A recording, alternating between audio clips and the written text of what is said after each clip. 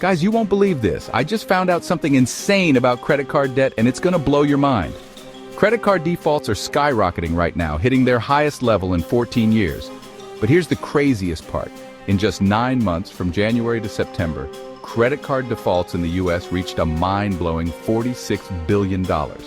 That's more money than I've ever seen in my life, and I've seen a lot of money.